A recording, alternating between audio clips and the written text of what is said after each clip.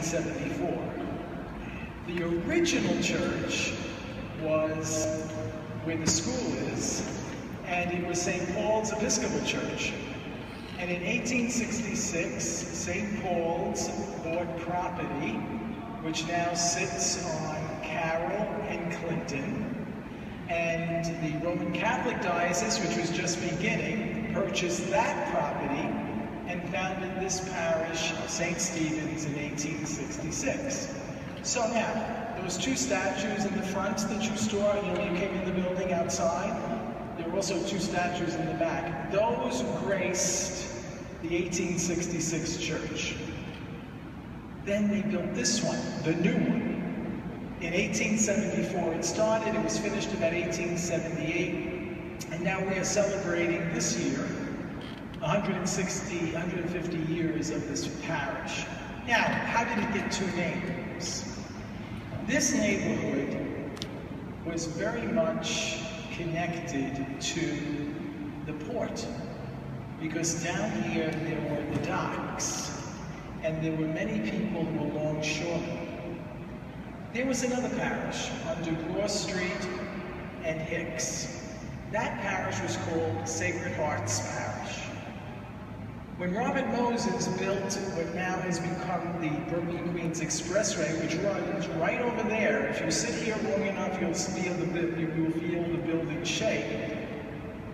That Sacred Hearts Church was torn down. The school remained, and it is now a condo. You'll see, if you go down Hicks, you'll see a building that looks like a school. If you can picture in your imagination, across the street, over what is now the highway, would have been Sacred Hearts Church. On December the 7th, let's see, some of us all know this date, December the 7th, 1941, does that ring a bell? Sacred Hearts Church celebrated its last liturgy and moved here. Now that changed the entire interior of this church, because Sacred Hearts Church was largely an immigrant church. And that immigrant church at that particular time were mostly these Italian immigrants from all over the Italian peninsula as well as Sicily. When you go to the back of the church, you just turn around, there is a plaque right on the wall there. Do you see it there at the door?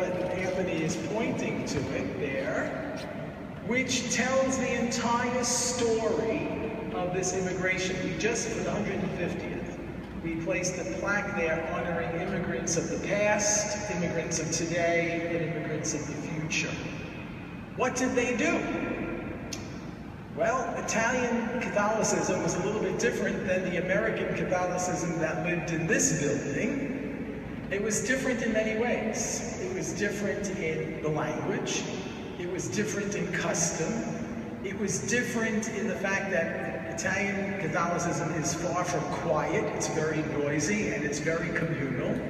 And they also were into visual arts. So, and their devotion to various saints of their particular towns. So they brought many of these statues with them. And I recently, about a year ago, had an anthropologist here. She's doing an anthropology of immigration. And she visited each of these statues and she said, I'm not looking at these religiously, I'm looking at these from the sociologically. In the immigrations of the 1800s, late 1800s, 1900s, 1910, 1920, after the war years of the First World War, there were many poor Italians that came from Campania, that whole southern European, southern Italian area, which was called the Mezzogiorno. They brought with them their statues, and they brought them from their team. If you go and look at them, each of these statues is a plaque, and it tells you from where they came from. So my eye has now been caught by the statue of St. Lucy, or Santa Lucia. People from Sicily have brought that. She's over there. The skeleton statue in this glass case is Our Lady of Mary of Sorrows. You will see this great devotion to Mary, the Mother of Jesus here.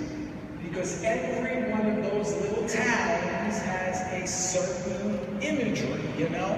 just like each country has a certain, but in Italy it's each town. These people came from Mola Dabadi, and so they are still, many of these Italians, some are still here, many of them are no longer here, but they come back for these celebrations. So that caused a very big change. Language, etc. They needed to have priests who could at least speak this language. Now, that is no longer the case. Now what you have here are remnants of the past. You have many Italians who are still here, but most of them are, if the first generation, the arrival people, they're thinning out. They're going home to God. Their children and their grandchildren, if they're in the neighborhood, that's fine, but it's very difficult to live here, you know, because it's so expensive. Most come back for different holidays, for weddings, for baptisms, etc. And so the parish now is reflecting a new immigration. And the new immigration now is from New England, upstate New York, the Midwest, California, and the South of young people. So that's what's happening in our parish these days. Questions?